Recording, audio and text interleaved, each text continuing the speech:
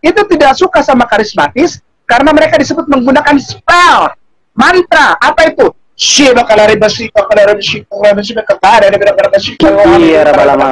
Orang tumbang. Guys, inilah puncak dari kedunguan Ustadz Kainama dan kawan-kawan, guys.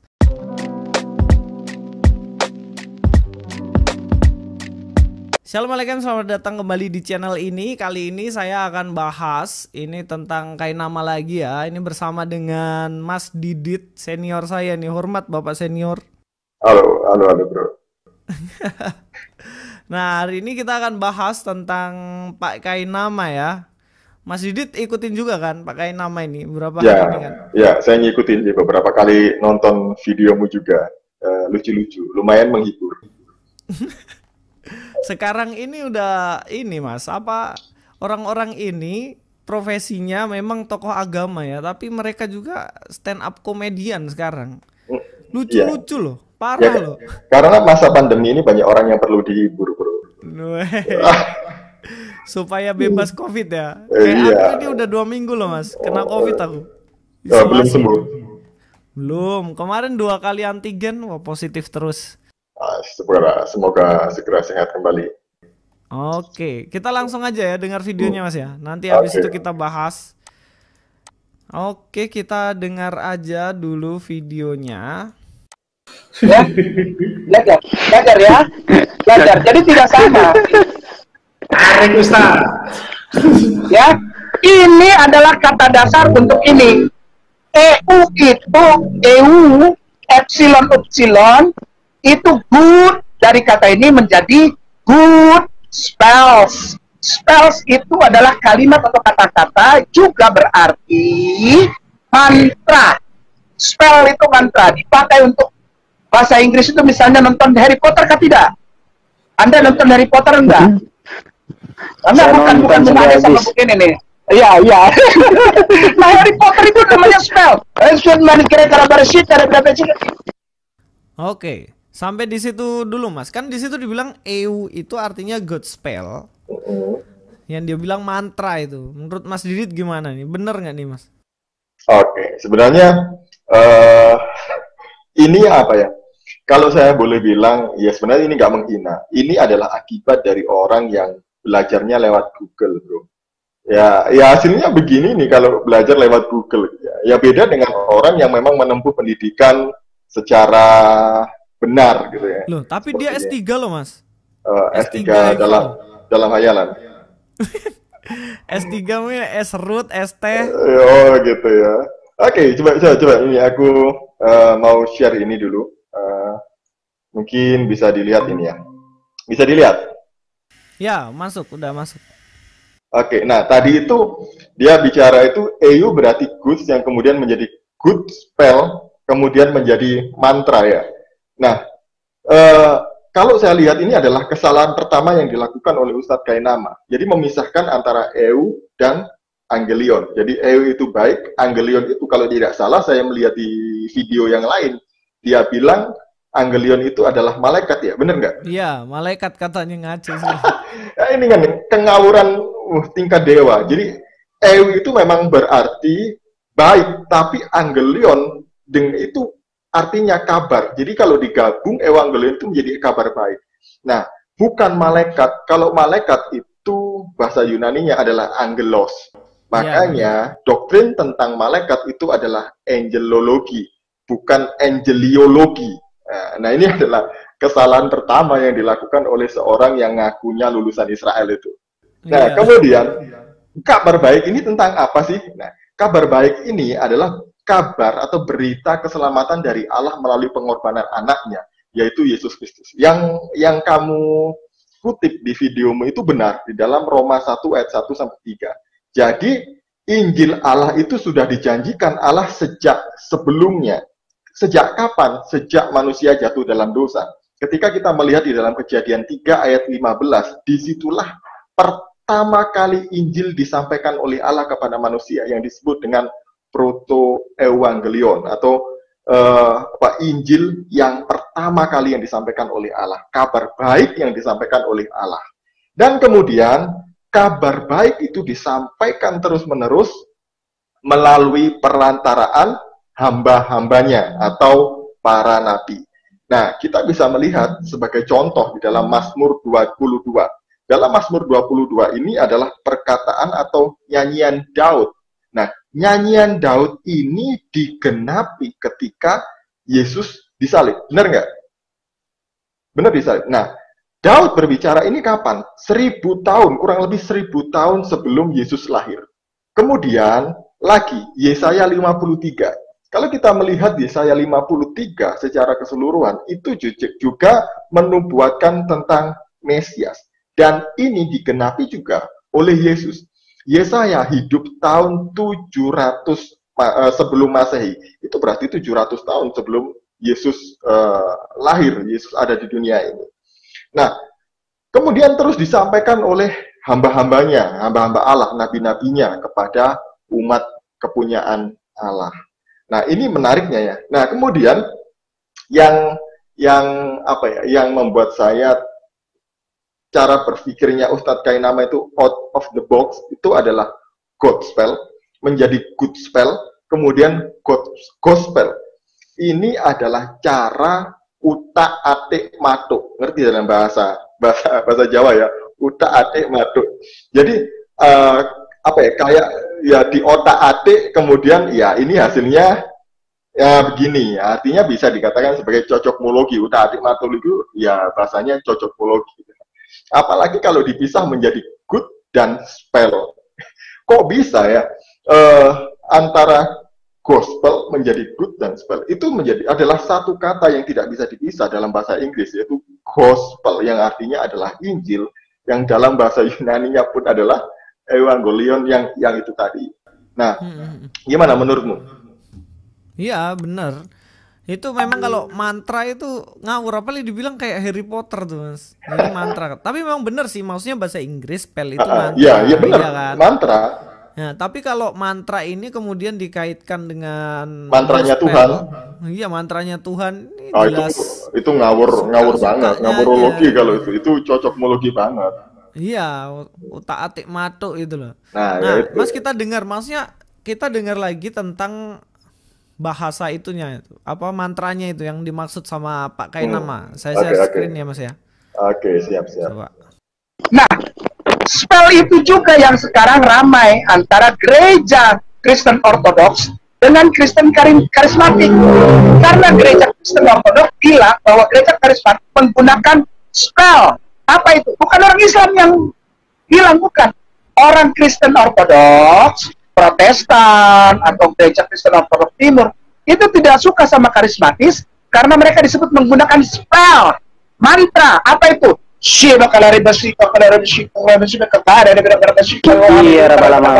Orang tumbang. Nah, itu disebut spell, disebut mantra, bukan oleh orang Islam, oleh orang Kristen sendiri. Mengerti anak ya, belajar. Nah, yang ini lucu lagi ya. Oke. Tadi sebenarnya saya udah ngelihat ininya sih bro, udah ngelihat videonya di awal gitu ya. Nah, saya bukan dapat kesimpulan, dapat ininya kayak gini. Jadi ini ya. Tadi dia bilang bahwa spell menjadi masalah antara ortodoks, protestan dan karismatik. Kok aku tuh nggak pernah melihat ya ada masalah spell di dalam ortodoks, protestan dan karismatik. Ya, memang dalam kekristenan itu tidak pernah ada yang namanya mantra, itu tidak ada. Yang adanya mantra itu ya di luar kekristenan, animisme kayak gitu ya, perdukunan. Nah, itu ada mantra. Mungkin yang dimaksud oleh Ustadz Kainama tadi itu sebenarnya adalah bahasa roh.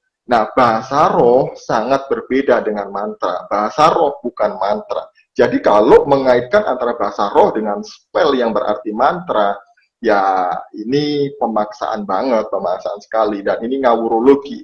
Dalam perjanjian baru, menggunakan bahasa roh dalam perjanjian baru itu menggunakan bahasa lidah atau glosolalia. Dalam bahasa Yunaninya itu adalah glosolalia, adalah bahasa lidah, berasal dari kata dasar glosa yang artinya lidah, dan laleo yang artinya berbicara atau berkata-kata.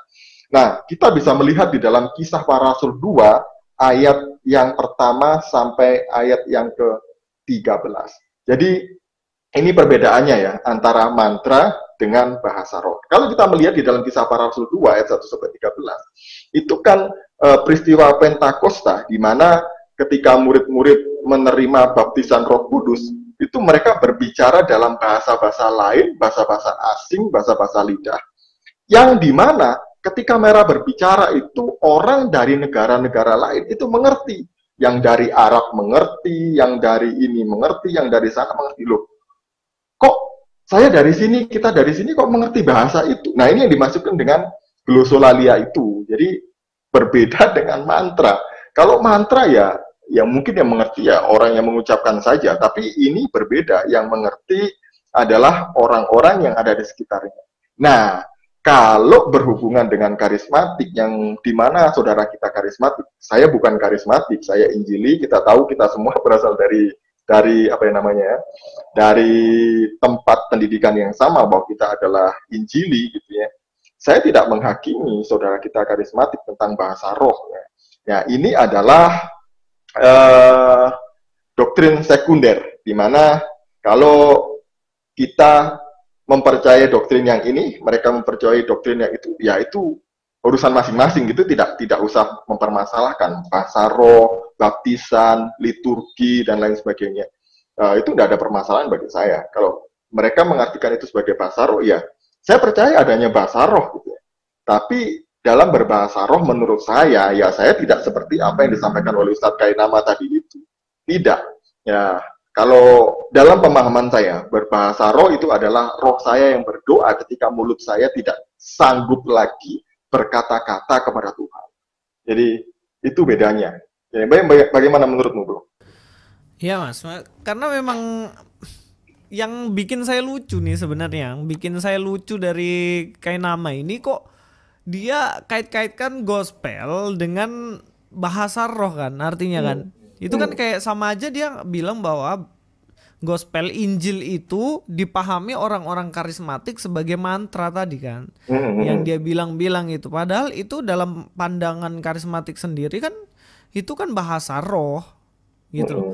Jadi nggak seperti yang dibilang oleh Kainama. Kita coba Mas, saya mau cek di saya share screen dulu ya. Oke, sebentar.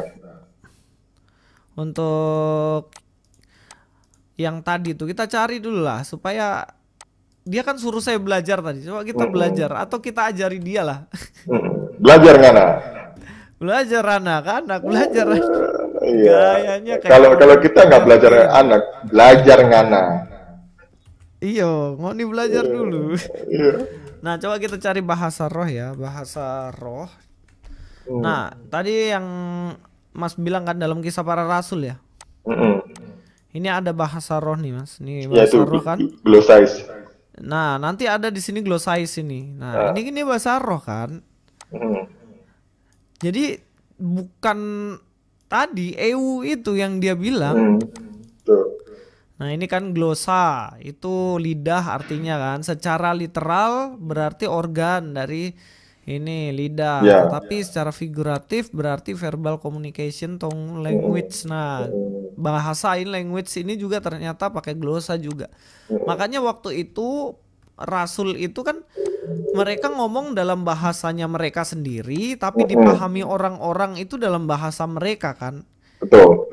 Iya kan. Ini juga yang dibahas sama Paulus dalam 1 Korintus kan. Di sini juga muncul bahasa roh. Bahasa roh yang di atas ini juga pakai gloson kalau di sini ya. Nah, dia pakai gloson ya, kata dasarnya tetap sama, glosa tadi gitu. Makanya dalam ilmu teologi akhirnya dikasih nama tadi yang Mas bilang kan. Ya, glosolalia. Glosolalia yang artinya karunia, bahasa lidah gitu, bahasa roh.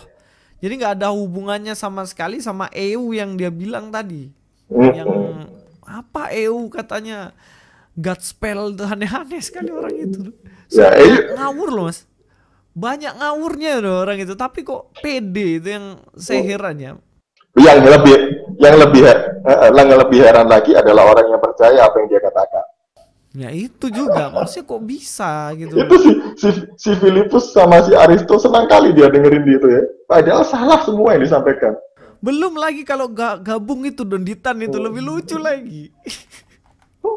Lebih lucu lagi. Pernah dia bilang soal Bethlehem atau apa itu, yang Bethlehem katanya klan itu. Klan Israel itu katanya. Itu lucu. nggak jelas bener, itu aneh. Oke, Makanya oke. saya kejar Mas, saya mau ajak diskusi tuh Filipus. Filipus kan semua aja diskusi. Dia bilang kan ada nama nabinya kan di Alkitab, di Kidung Agung itu yang Oh, yang Muhammadim katanya itu. Muhammadim itu ya. Iya, katanya Muhammadim. Tapi dia salah spelling gitu. Iya, harusnya kan Mahmadim bukan Muhammadim. Muhammadim dan pakai mim katanya. Saya ajak terus dia alasannya apa? Katanya aku nggak level sama dia. Katanya nggak terkenal katanya. Konyol sekali. Tapi aku tahu sih, maksudnya kasihan juga kadang-kadang nanti kalau saya permalukan mereka mau makan bagaimana atau nggak dapat uang dari nipunya, itu loh yang saya kadang-kadang kasihan juga. Biar sudah. Iya. Ya, biar sudah. Iya, Sama kebebalan. Semakin banyak orang yang disesatkan, biar sudah. Tapi peluang artinya gini, kalau banyak orang, semakin banyak ngomong nih orang tiga ini kan banyak kepleset dan salahnya. Nah itu kan momen juga untuk kita bisa kasih edukasi untuk penonton kita. Oh ini loh yang benar, bukan. Ada gunanya juga sebenarnya orang-orang kayak gini nih. Jadi banyak kita jadi bisa mengajar orang Kristen ya melalui kesalahan mereka. Benar gitu. Karena kan mereka kan ngasal kan, ngomong nggak pakai referensi kan, ya jadi kayak gitu. Nah sekarang Mas, kita ada lagi nggak soal bahasa roh ini? Salah kalau mereka nggak pakai referensi. Mereka pakai referensi, tapi referensinya itu Google. Referensinya Google, iya bener. Referensi Google, terus sepotong-potong. Kemarin mereka pakai sabda kan, pakai sabda itu yang paling lucu. Jadi kayak nama dia bilang Evangelion tuh bukan Injil. Tidak ada Injil itu namanya Evangelion. Coba buka itu yang kemarin dibuka dari sabda kan, Injil. Nah dibuka ke bawah ternyata Evangelion di situ. Dia pura-pura nggak tahu beneran. Pura-pura nggak tahu. Terus dia bilang kan Injil itu katanya juga bukan tentang Yesus yang mati dan bangkit kan. Padahal di sabda itu kalau dia kasih turun itu tentang Evangelion, Injil itu ada dalam bahasa Inggris. Dia pura-pura buta juga Mas. Itu Zahir. Konyol, kopla. Oke, lanjut. Mas? Lanjut ya. Nah, sekarang kita akan bahas soal katanya kata gospel itu baru muncul abad 17. Nah, coba ya kita dengar lagi nih. Gospel definisinya adalah gospel yang tadi dari mana? Saudaraku sayang, jemaah, bisa lihat di Oxford Languages Dictionary atau Britannica.com. Itu bisa lihat. Bisa. Atau Merriam-Webster. Udah nggak usah cari buku ensiklopedia yang mahal, nggak usah. Bisa buka di Google. Kan? Merriam-Webster, Oxford, ya. Lalu Britannica, buka, tulis Gospel, gospel, asalnya dari mana? Dari abad 17. Tidak sama dengan Injil bahasa Arab, tidak. Injil bahasa Arab adalah. Ya, di situ tadi dibilang Mas, katanya kan gospel itu kata itu ada di abad 17. Terus dia bilang, carilah referensi ini. Google. Referensi ujung-ujungnya apa Google? Ujung-ujungnya Google lagi ya referensinya ya. Tapi emang bener ya, gospel itu kata itu baru ada abad 17. Itu salah. Kita tes ke Google Mas. Kita ikut-ikutan aja. Kemarin dia pakai sabda, ya sudah saya ikuti pakai sabda. Biasanya saya pakai Bible Walk kan. Sudah ikut pakai sabda. Sekarang dia katanya pakai Google. Nah, kita cek pakai Google ya. Oke. Nah, ini pakai Google nih. Ini sudah Google kan? Kita cek Alkitab bahasa Inggris pertama. Maksudnya terjemahan. Nah ini sudah masuk Google kan. Ini Alkitab Tindale tadi, Tindel. Nah ini Alkitab Tindel umumnya mengacu pada Alkitab terjemahan bahasa Inggris William Tyndale. Itu dimulai ya dari 1494 abad 15 dan sudah selesai di 1536 abad yang ke-16 ya. Jadi bukan 17. Alkitab Tindel diakui sebagai terjemahan pertama Alkitab dalam bahasa Inggris. Ininya kan tulisannya. Jadi memang di sini itu dia bukan abad 17, abad 15 pun udah ada. Sudah ada. Nah, saya juga punya versi ininya, Mas. Nggak, kalau ini sebenarnya di Bible Walk juga ada versi ini. Ada, di kitab Sabda juga ada, Bro. Di kitab ada, Sabda juga ada ya. Nah, di sini kan kalau kita mau cari versi tinggal kayak gini nih. Ini lengkap banget, Mas. Ini version ya, ini versi ini kelihatan nggak? Kelihatan ya kayaknya ya. Ya, kelihatan. Nah, ini kan ada bahasa Inggrisnya, English nih, English. Ini kan saya centang KJV. Di bawah ini Tyndale New Testament 1534. Ini saya centang. Nanti akan muncul nih ada bahasa Yunaninya. Nah, inilah Tyndale nih. Yang ini. TNT ini loh, 1 Korintus ini. Coba kita cari gospel ya, Mas ya, di situ. Muncul loh di 1 Korintus 9 ayat 18. Ini muncul kata gospel ini.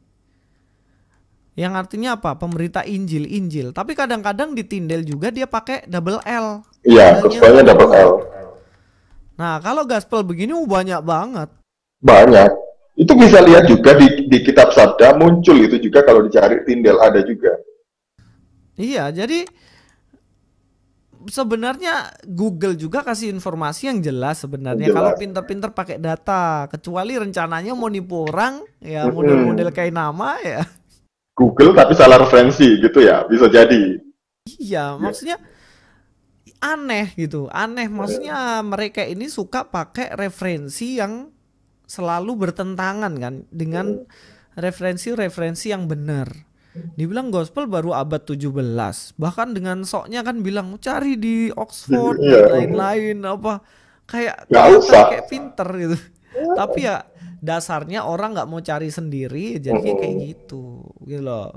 Terus gospel sendiri oke, dalam bahasa Inggris muncul baru abad 15 kan. Tapi bukan berarti kata Injil, Evangelion itu kan baru ada abad 15, enggak kan? Injil itu yang sudah ada, Evangelion itu sudah ada sejak kitab Perjanjian Baru ditulis lah. Iya, abad pertama pun bahasa aslinya, ya bahasa aslinya kan itu. Jadi oke lanjut. Ya itu sih. Oke, clear ya sampai sini ya teman-teman yang di rumah, clear. Kalau nggak percaya cek sendiri, biasakan ngecek sendiri gitu loh. Jangan kayak nama bilang begini, oh iya bener, oh iya bener, oh dia pintar sekali. Mas kalau lihat di komen-komen saya di bawah itu, wah Luis ilmumu nggak ada apa-apanya sama kayak nama katanya gitu. Oh dia itu sudah hebat begini-begini. Maksudnya orang-orang kayak gini nggak ngecek sendiri gitu loh, referensinya, datanya. Iya kan? Iya, maksudnya kita bikin makalah kan juga gitu kan. Makalah misalnya kita kayak punya pendapat apa, kita kan dukung kutipnya dari mana? Iya, kutip dari mana? Halaman berapa? Itu kan namanya orang yang akademis kan. Tapi kalau asal ngomong misalnya ditulis di situ bahwa Injil berasal dari abad 17, tapi kutipannya nggak tahu di mana kan. Kutipannya nggak tahu, dicari di mana nggak tahu ya kan, itu kan keliru, datanya nggak sah.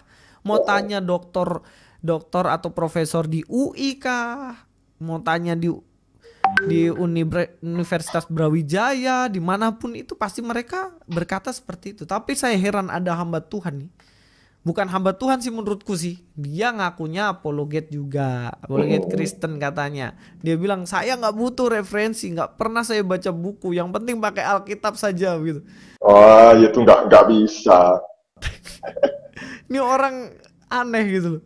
Maksudnya kok dia berarti dasar dari kebenaran tuh otaknya dia kan? Iya, pasti. Ya kan? Nggak beres, yang kayak gini nggak beres. Mas kita lanjut ya Mas ya. Oke, lanjut. Nah kita akan lihat definisi dari Injil menurut kayak nama nih.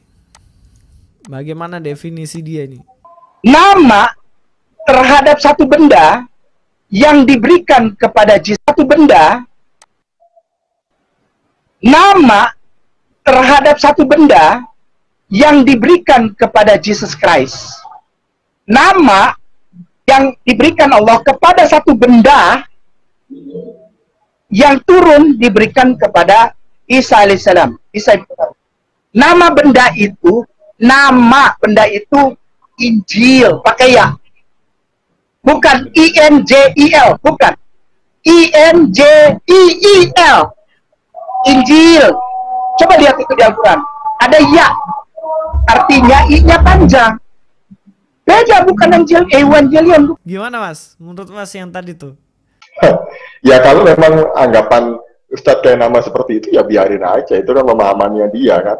Dia orang Islam pada umumnya memang percaya bahwa Injil itu adalah kitab suci yang diberikan kepada Isa alaihissalam. Nah kalau di dalam Islam loh ya, berarti sebuah benda. Ya memang benar yang dikatakan Ustadz Kainama dalam sudut pandangnya dan dalam sudut pandang agamanya, itu benar. Tapi kalau kita berbicara tentang kekristenan, Injil bukan sebuah benda, tapi Injil adalah kabar baik yang diberikan oleh Tuhan kepada manusia berdosa melalui anaknya, Yesus Kristus. Yesus itulah Injilnya. Ya itu kan terserah dia kan berarti. Tapi yang lucu itu gini, dia itu kan Injil, pemahaman dia aja udah beda dengan Injil dalam Kristen kan. Tapi dipaksakan. Tapi ngutip terus gitu loh. Injil tuh gini-gini, pakai Matius lah, pakai Roma lah, pakai ini gitu. Nah, sekarang kita tanya aja, bisa nggak dia tunjukkan mana Injil yang diturunkan Allah kepada Isa alaihissalam tadi? Masih ada nggak? Ya tanya dia lah, ada nggak? Nggak ada itu. Masih ada nggak? Nggak ada. Sebenarnya itu kalau mau tanya ya, sebenarnya bukan beban kita ya, bukan beban kita yang membuktikan. Maksudnya itu kan pandangan dia. Ya silahkan tunjukin, maksudnya bendanya itu di mana sekarang, masih ada apa enggak. Makanya kan pakai nama sendiri kan argumentasinya kan berbeda sama Aristo. Aristo kan sebenarnya bilang bahwa kitabnya itu kan Injil kan. Ya Al-Quran Injil, betul. Dia pernah mengatakan itu.